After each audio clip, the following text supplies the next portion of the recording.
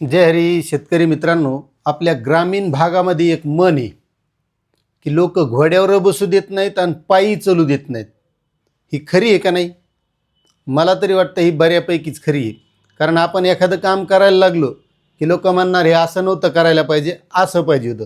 आणि तसं करायला लागलो की म्हणणार हे तसं नव्हतं करायला पाहिजे, हे असं करायला पाहिजे होतं. आता पंढरपूर इथं या कर्जमाफीसाठी रोहित पवारांनी आंदोलन चालू केलं. या अन्नत्याग आंदोलनाला भरपूर असा पाठिंबा मिळाला. बऱ्याच शेतकरी संघटनांनी पाठिंबा दिला, काही राजकीय पक्षांनी सुद्धा त्यांना पाठिंबा दिला. मात्र आपलेच काही लोक, हे शेतकरीच, त्यांच्याबद्दल वेगळं मत व्यक्त करू लागले. हे त्यांना त्यांच्या पक्षासाठी चाललंय किंवा स्वार्थासाठी चाललंय. आता हे त्यांचं मत नव्हतं, हे शेतकऱ्याचंही मत नव्हतं, कारण त्यांचा पक्ष त्यावेळेस जागृत होतो. मग आपल्या नेत्याचं काय मत आहे, आपला नेता काय बोलतोय, यावरून हे आपलं मत ठरवत असतील. हे आपलं वैयक्तिक मत नसतं, आपलं नेत्याचं मत ते आपलं मत, ही बऱ्याच लोकांची भावना आहे. त्यावरून ती मत म्हणजे जी मन आहे ती एकदम तंतोतंत खरी ठरती की लोक घोड्यावर बसू देत नाहीत आणि पायी चालू देत नाहीत. कारण या अगोदर शेतकऱ्याचा पीक विमा मिळाला नाही किंवा हे कर्जमाफीची घोषणा झाली, याच्यात शेतकऱ्यांना कर्जमाफी मिळत नाही, हे बऱ्याच शेतकऱ्याच्या लक्षात आलं. मग लगेच शेतकरी बोलायला तयार होतं. मग शेतकरी संघटनांनी आंदोलन करायला पाहिजे, ह्या शेतकरी नेत्यानं आंदोलन करायला पाहिजे. मात्र ते करायला लागले की त्याच्या पाठीमागं उभं राहायचं सोडून त्याच्यातल्या उणिवा कशा काढायचा, असा प्रयत्न मात्र मोठ्या प्रमाणात करीत असते. आता रोहित पवारांचं आंदोलन रात्री झालं, संपलं. तिथं महाजन म्हणून मंत्री आले, त्यांना भेटले, त्यांनी एक आश्वासनं दिली. त्याच्यावरही लोकांना काहीतरी मतं वेगळे केले. केव्हा ते आता मॅनेज झाले. मग आता शेतकऱ्याला काय भेटणार आहे, काय झालं या आंदोलनातून? मात्र त्यामध्ये महाजन यांनी त्यांना आश्वासन दिले की 22 तारखेच्या आत तुमची मुख्यमंत्र्यासोबत बैठक लावू. आणि रोहित पवार काय तिथं एकटे बैठकीला जाणार नाहीत, तिथं मोठमोठे शेतकरी नेतेसुद्धा जाणार आहेत.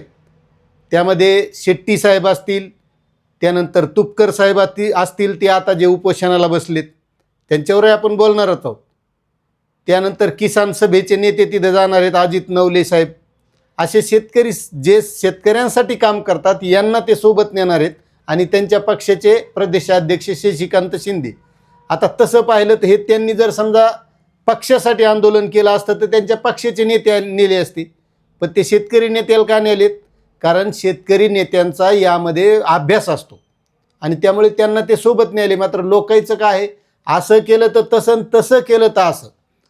आता तुम्हाला सांगतो, रविकांत तुपकर हे आजपासून अन्नत्याग आंदोलनाला बसलेले आहेत बुलढाण्यात त्यांच्या घरीच. आणि त्यांनीसुद्धा याबाबत आपल्या ज्या काही मागण्या आहेत किंवा या कर्जमाफीबद्दल मत आहे ते त्यांनी व्यक्त करून त्या अन्नत्यागाला सुरुवात केली आहे. कारण त्यांच्या मतेसुद्धा जी ही कर्जमाफी, जसं राज्य सरकारनं आश्वासन दिलं होतं की सरसकट कर्जमाफी आम्ही देऊ, तशी सरसकट कर्जमाफी दिली का? दिली 2 लाख रुपयाची. त्याच्यात भलत्या अटी, निकष, नियम इतके लावले की यापासून शेतकऱ्यांना फायदा होणार नाही, असं त्यांचं मत आहे. त्यानंतर त्यांची पुन्हा महत्त्वाच्या पीक विम्याच्या संदर्भात सुद्धा काही मागणी आहेत. आता मला सांगा, शेतकऱ्यांना पीक विमा पाहिजे तसा तर मंजूर झाला नाही, मात्र जो मंजूर झाला आहे तोही मिळाला नाही.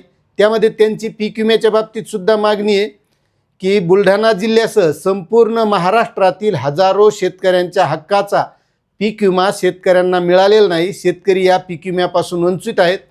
त्यानंतर शेतकऱ्यांना सरसकट कर्जमाफी आणि उर्वरित पीक विमा रक्कम देण्याची त्यांनी मागणी केलेली आहे. आणि गेल्या आठवड्यात त्यांनी राज्यभर आंदोलनाची चेतावणी दिली होती. 4 दिवसापूर्वी जळगाव जामोद येथे फसव्या कर्जमाफीच्या निषेधार्थ मोर्चाही काढण्यात आला होता. त्यानंतर हिंगोली जिल्ह्याचे गजानन कावरखे यांनीसुद्धा एक मोठं रास्ता रोको आंदोलन केलं होतं, टायर जाळले होते. हिंगोली जिल्ह्यामध्येही झालं. आणि त्याचप्रमाणे आता उपोषणाला ते बुलढाणा इथं बसलेले आहेत, त्यांनीसुद्धा अन्नत्याग आंदोलन चालू केलेले. आता त्यामध्ये त्यांचं म्हणणं आहे, आम्ही लोकशाही मार्गानं आणि पूर्ण शांततेत आंदोलन करत आहोत. सरकारनं तातडीनं सरसकट कर्जमाफी जाहीर करावी आणि शेतकऱ्यांच्या हक्काचा पीक विमा द्यावा, अन्यथा हे आंदोलन राज्यभर अधिक तीव्र करू. त्याकडं महाराष्ट्राचं लक्ष लागलं आहे. आता मला एक सांगा, जसं आता रोहित पवारांचं आंदोलन संपलं, त्यानंतर आज रोहित पवारांनी सुद्धा तशीच प्रतिक्रिया दिली की जर 22 तारखेपर्यंत आमची बैठक झाली नाही आणि बैठकीमध्ये पाहिजे तसा तोडगा जर निघाला नाही, जसा आमच्या मागण्या आहेत त्याप्रमाणे, तर येत्या आषाढीच्या एकादशीला शेतकरी मुख्यमंत्र्यांना तिथं त्यांची जी काही विठ्ठलाची पूजा आहे ती पूजासुद्धा करू दिल्या जाणार नाही.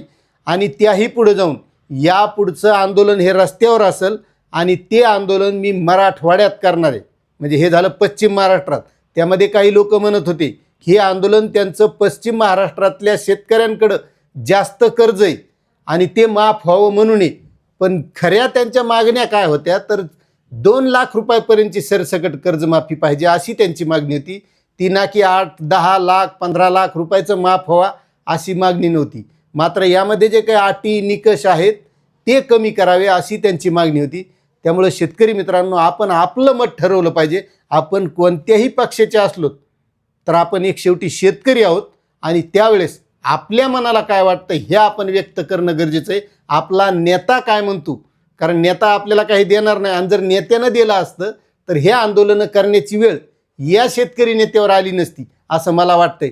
त्यामुळं आता हे तुपकारांचं आंदोलन असेल किंवा आता रोहित पवार जसं म्हणाले तसं यापुढं जर कुठंही शेतकऱ्याचे आंदोलन झाले तर माझं मत असं आहे की आपण कोणत्याही पक्षाचे असलो तरी एक शेतकरी म्हणून त्या आंदोलनात आपण सामील व्हायला पाहिजे. कारण संविधानिक पद्धतीनं जर आंदोलन शांततेत होत असेल तर आपण त्याला पाठिंबा देणं ही काळाची गरज आहे. त्यावेळेस कुठंतरी भविष्यात शेतकरी टिकल, नाहीतर शेतकऱ्याचे दिवस खूप आजच वाईट आहेत. पुढं काय होतील याचा अंदाज तुम्ही लावायचा. आता यावर तुमचं काय मत आहे तुम्ही नक्कीच कमेंट करायचं आणि चॅनलवर नवीन असाल तर सबस्क्राईब करायचं. धन्यवाद.